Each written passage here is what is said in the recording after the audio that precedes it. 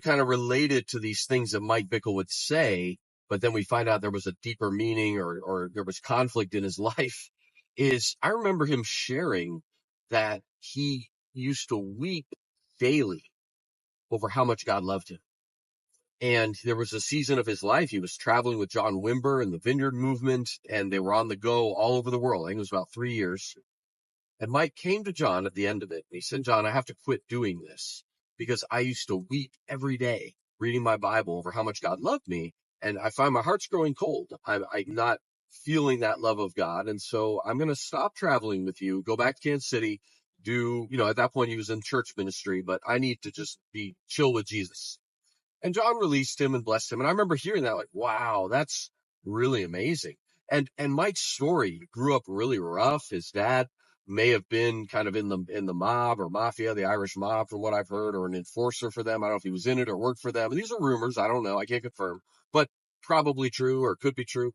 But certainly his dad was a rough guy, a boxer, and Mike was a football player. He was a rough guy. He got saved. He was about 15, totally unchristian background.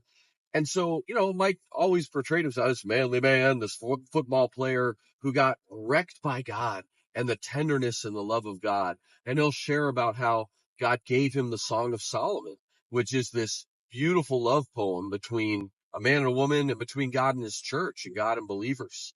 And so, but Mike didn't want it at first. He's like, give it to the ladies ministry. I don't want this stuff, but God wrecked me. And now I'm soft for Jesus and I'm crying and weeping over my Bible. Now, there is value in feeling the love of God and being tenderized and marveling and even weeping at how much God loves us. But now we can kind of pull back the curtain and we're like, oh, maybe you were also weeping over how you got away with this sin with a 14-year-old girl, Tammy Woods, back in the 80s, and then persisted in touching and talking and doing other inappropriate things with these women throughout the years, and you're still doing it. And at that point, God had not pulled him back from public ministry. God had not revealed him in a big way. God had not exposed his sin. Maybe he was crying over that.